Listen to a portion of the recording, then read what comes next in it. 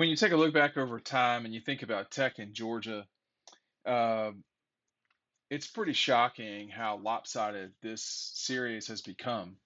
And in information released this week, Georgia is listed as a 28-point favorite over the Jackets at home. And I would say that that's a pretty striking number, and a little bit it is. But Jeff Collins has never entered a game with Georgia where he's had a deficit of fewer than 28 points. And that is shocking in many ways. Now, look, he's not a good coach, right? I mean, he's not. I don't think he's had 10 wins at Tech in his time there.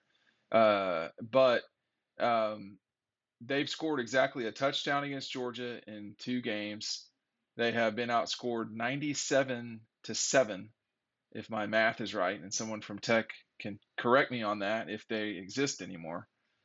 But in my childhood, you're talking about sort of if Georgia Florida was the game of the season for the conference, Tech in Georgia, that was the game of the year. It set your expectations for the fall coming up. It puts you in a good mood or a bad mood.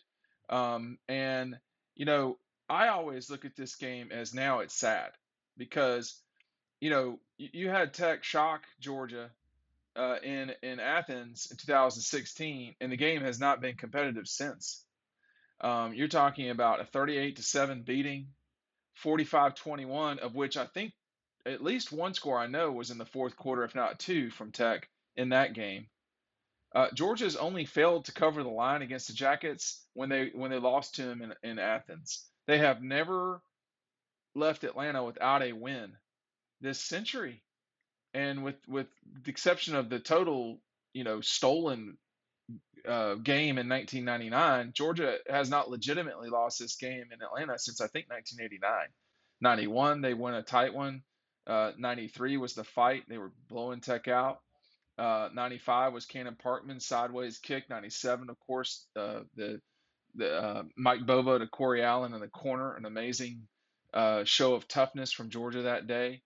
99 was, the game was stolen from Georgia. There's just all there is to it. I mean, if Tennessee had that game this year stolen from them by Purdue, I can assure you that Georgia had that game in 99 stolen from them by the Jackets. Well, by the SEC officiating crew. A couple years later with Bruce Thornton interception. This is all off the top of my head. 90 in 2003 with a Georgia team that was a little bit sideways at times on the offensive side of the ball in terms of protection, but they go on and beat the Jackets by 17 in Atlanta. Brian McClendon in 2005 from shock. 2007 Matthew Stafford without a running back. 2009 we run this state. 2011 a daytime game down there in Atlanta, if I'm not mistaken, with Aaron and company. 2013 Hudson Mason about threw Georgia into a 30-point deficit. I think they were down 20-0. He was throwing interceptions left and right. And the Tyler Gurley show coming back to win that game. And then the final game of Mark Richt's career at Georgia, a 13-7 win over the Jackets in one of the ugliest Tech Georgia games in a long, long time. This series has died. And it used to be in the 2000s that it would be a tight game and Georgia would always figure out how to win it. I mean, 5, 6, 11, excuse me, 5, 6, 9. There were times when Tech was very competitive, but a lot has died in this series. It's not good. It's not healthy for Georgia. I know Georgia people hate Georgia Tech, as I get completely. I understand that. But, when you think about that Tech hasn't scored a touchdown against Georgia since 2019, that's a problem.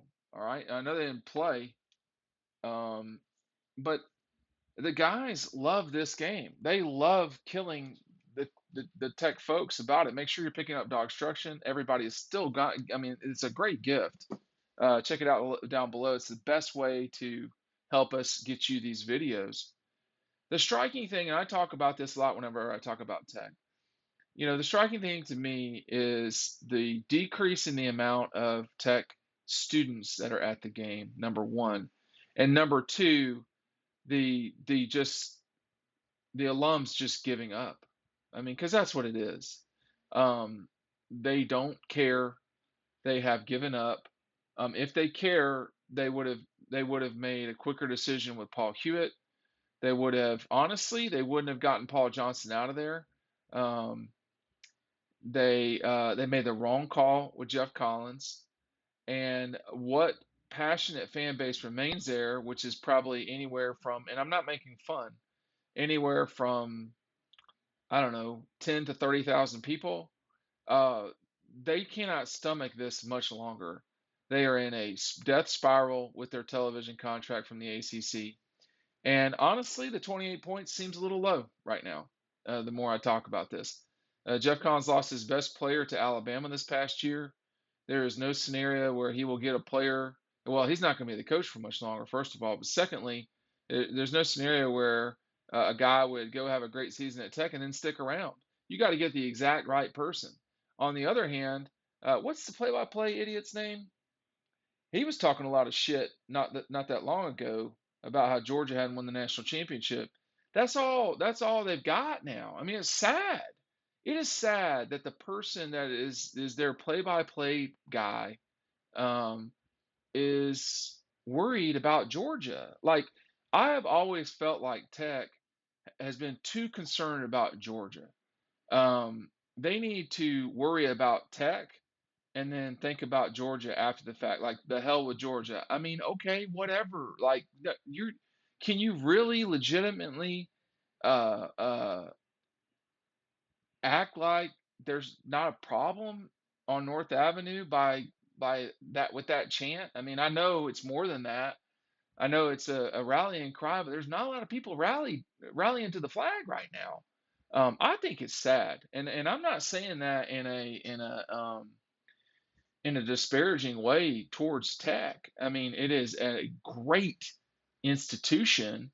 Its athletics department has seen better times, but there's still some gold in that white and old gold, right? Or are they just done for good? Because it feels like they're not so far from being done for good. And I personally think that that would be tremendously sad. You're talking about one of the great rivalries in college football, clean old fashioned hate. No, Tech's never going to go back to challenging for probably even ACC division titles on a consistent basis. That's going to be rare if there are divisions. Uh, them winning a national championship is as likely as me walking on the moon.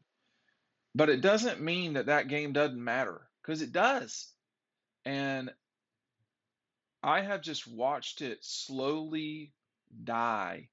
And I've watched it die because of the ineptitude and the lack of giving a shit on North Avenue. And it's Tech's fault. Georgia was going to always be good. Georgia's always been pretty good. I mean, that they are where they're at now can't be surprising. But Georgia Tech could throw a grenade uh, and hit a lot of talented guys inside the perimeter. Um, they are choosing not to play in that world, and that is their choice. They will continue to whittle away, and at some stage they will become Tulane. If they don't watch it, they'll become Emory, which is to say a great school with an athletic department that is not focused on winning in a big way. It's just focused on providing student athletes with the opportunity to play in college. So Georgia being a 4 touchdown favorite, that's not going to last forever. I mean, I think the next coach at Tech will get a more substantial offense in there.